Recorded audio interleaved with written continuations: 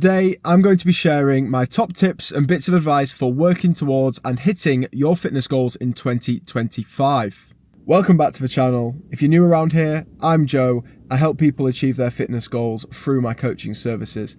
I'm also a Team GB gymnast and gymnastics coach, and I've had a pretty impressive physical transformation from being an overweight small child to a grown-up in half decent nick who needed to prioritise their athletic performance. We are entering the last few days of 2024, and I thought it would be the absolute perfect time to drop a little bit of my knowledge and experience to give you guys some top tips on what I would do and what I will be doing to help achieve my fitness goals in 2025. Something I think that's super important to bear in mind: your fitness goal has to be specific to you. Yes, we might all have this goal of wanting to maybe lose a little bit of fat and look and feel better. But with these goals, you have to be super specific, set out exactly what you want to do specifically for you if you have any chance of wanting to hit them. Picked up a little flat white. This is I'll be honest, I feel like I might be moving on.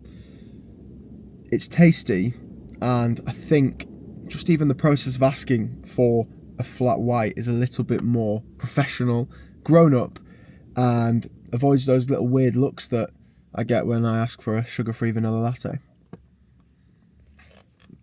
We're going to try and keep this interesting. We're going to move around a few different locations. We're not going to stay in one place. The first tip: set clear goals. This is so important. If you don't outline clear goals with timeframes for where you want to get there, what you want to do, how you want to get there, when, you will not achieve your goals. I've done it myself so many times. You say, oh, I want to lose a little bit of weight. I want to feel a bit fit, whatever it is, okay? And then you aimlessly just start training, doing a little bit of a diet, kind of not knowing exactly what you're doing, not having a specific target. This ends up with you getting yourself nowhere. Time and time again, I see this, and we all fall victim to this in our lives. I do it with so many different things, especially in business. There's so many other things in life that get in your way, and having a really specific goal with a time frame, for myself personally, I find really helps me to stick to it and actually put in the work. So I like to use kind of a monthly basis to kind of split down my year. And what I would do is, I recommend this to quite a few of my clients.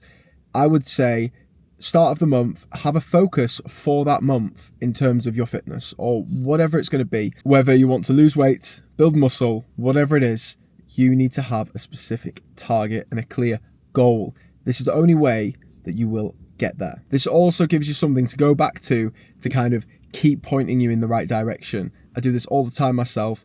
I have kind of weekly goals, monthly goals. What do I want to achieve in a week and a month? This doesn't have to be fitness. You can relate this or apply this to anything else. But at the end of each week, I'll go back and check what my actual goal was for that week, for that thing. And often or not, I end up pushing it back, pushing it down, and doing it on the last day. Same thing with your fitness. You need to have a clear goal that you can keep reminding yourself, and then you can go back and say, okay, how have I been this week? How has my training reflected my goal? Has my lifestyle, has my nutrition, have I been positive towards this goal?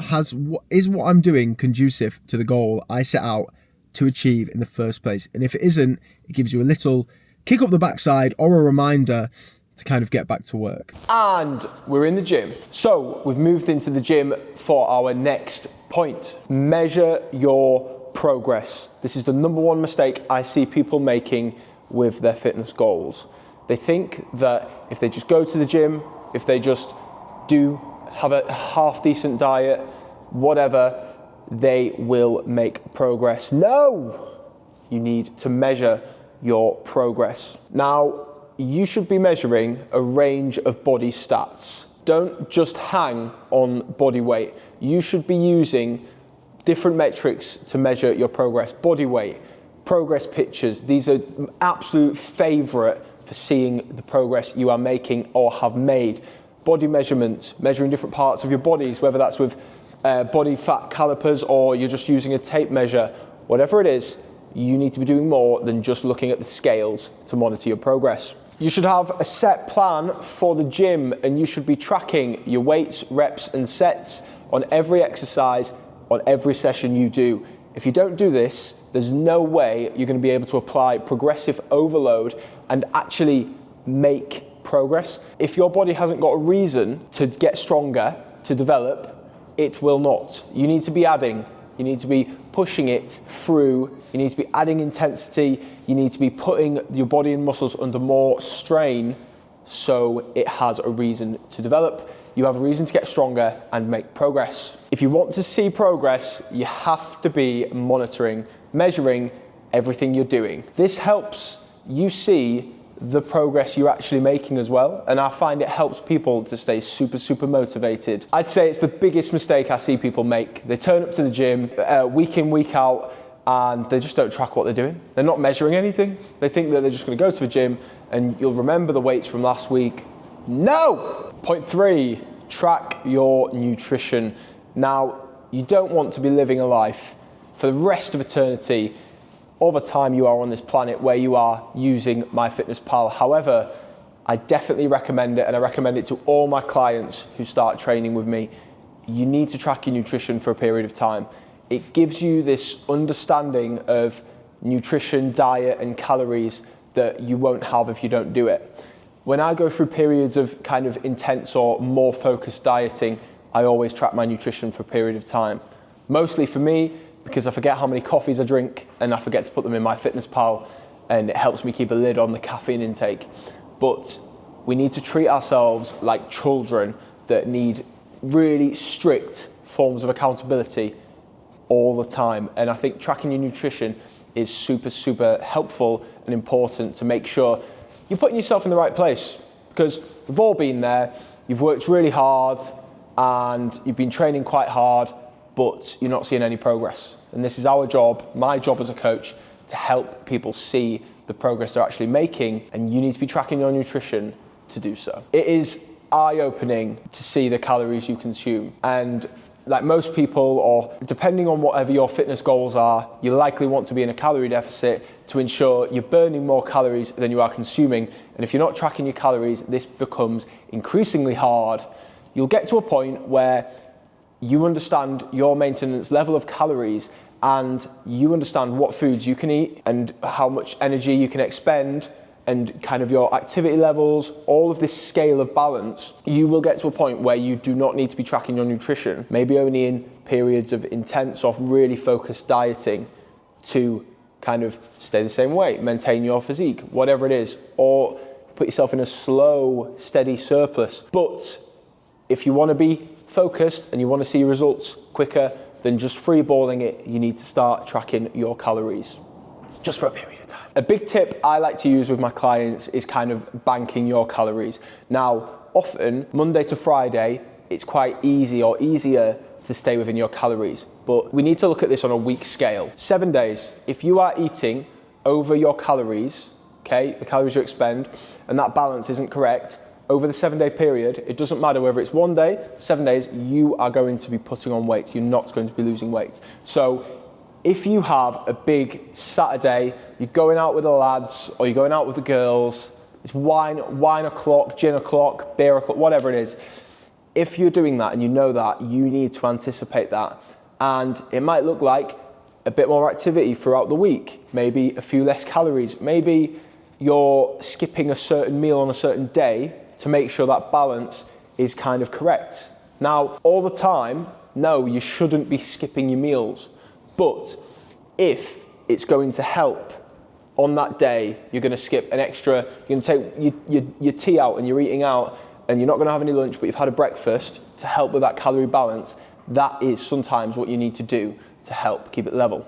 And I wouldn't suggest that all the time, but often the problem we have is we can have a really good Monday to Friday, and then Saturday to Sunday can be a car crash, and you can actually untie all of the progress you have made. Next point, be more active. Now, besides your nutrition and training in the gym, increasing your NEAT, your non-exercise activity thermogenesis, is a great way of helping increase your deficit and help you on your way to your fitness results. goals, targets, aims, whatever it is. NEAT needs to be used as a secret weapon. And again, clients that work with me, I always give them a step target over a week, averaged over a week, and whether it's 10K steps per day, whatever. This is increasing your NEAT, non-exercise activity thermogenesis, blah, blah, blah, to help increase activity, become more active, and to increase activity, be more active, burn more calories. Weight loss is simple. Simple, simple, simple, simple, simple. Calories in, calories out. If you are consuming more calories than you are expending, you will put on weight.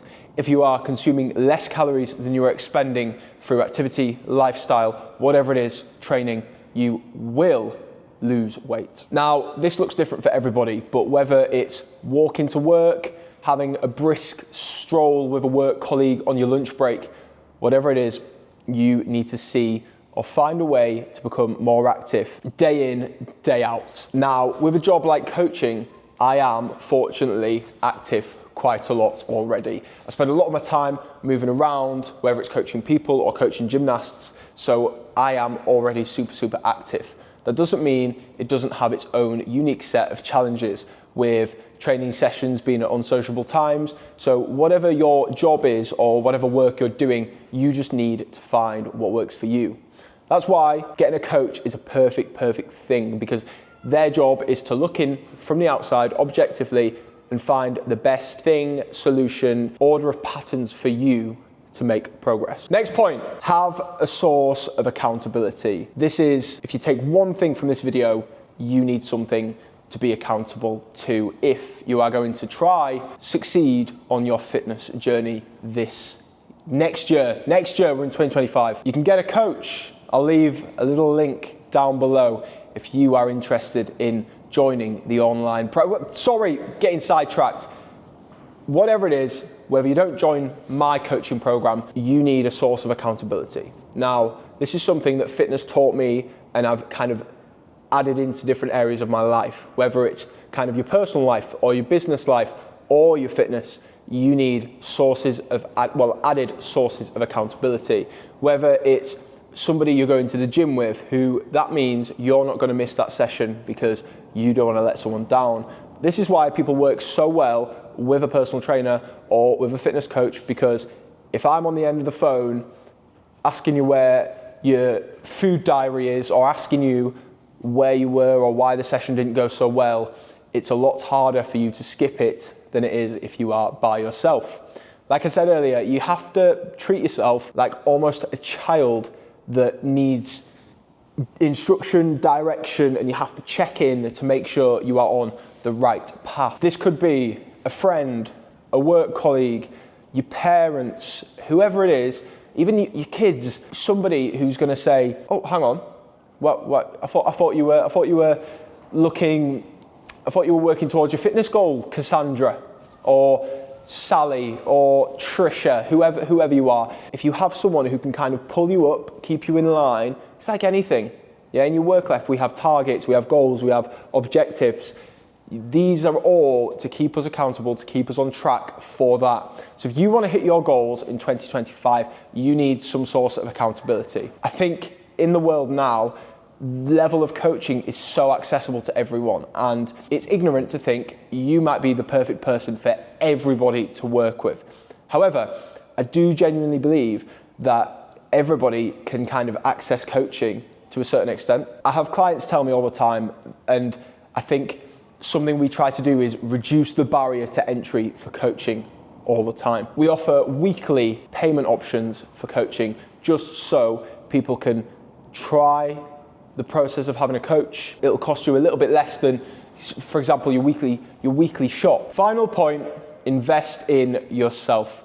Now, something that I'm really lucky to have a great group of people around me to encourage me to do, and this is what I'm trying to get you to. I'm encouraging you to do this. Invest in yourself. Now, in a fitness sense, we're talking maybe try that online program, maybe try that training app, maybe join that different kind of new gym with more equipment, whatever it may be. As an example, in a fitness terminology, invest in yourself. It is the best investment you are going to make. Your health, and like I say, everybody might not want to train to walk onto the Olympia stage. If you want to walk onto an Olympia stage, there's no way anybody like me should be coaching you. But if you want to get a little bit fitter, you want to feel stronger, healthier, more confident, that is kind of the perfect match. And that's what I enjoy helping people do. Invest in yourself, get a coach, whatever it is. It might not be me, but like we said with that source of accountability, the things that this does from an objective standpoint is incredible. Having somebody who can look at your kind of weaknesses, your strengths, and say, okay, program this workout, this is when you're doing this is the nutrition, this is kind of what we're going to be doing this week, how is it going? Check it in. Oh, Joe, you've missed out split squats for the last 2 weeks. What's going on? Are you lying to me? All of these things are the reason why somebody else programs my workouts. And I'm a coach. Because if it was just down to me, I would be doing the things I enjoy to do. And that isn't always most beneficial for your goals. If you're looking for a little bit of extra help next year with your training, I'll drop a link below to our online training and you can fill out the form and I'll get in touch. Now, I think YouTube is going to put a video right here that if you've enjoyed this one, you should definitely be checking out. Now, I wish you all the best for the festive period and I hope it's spent with family, loved ones, how it should be. Don't stress yourself out. Don't worry too much. Take time to enjoy it. Life is far too short, as we're often reminded in this world. But have a good one, and 2025 is going to be a good year. We'll see you in the next one. Check out the new gym, by the way. Check this out. So obviously we're at Tumble, but wow, some pretty crazy upgrades. Look at this guy. Oh, who is this? Here's our training app. Look, somebody's clearly been losing some weight there and a workout, but like I said, I'll leave a link below to that.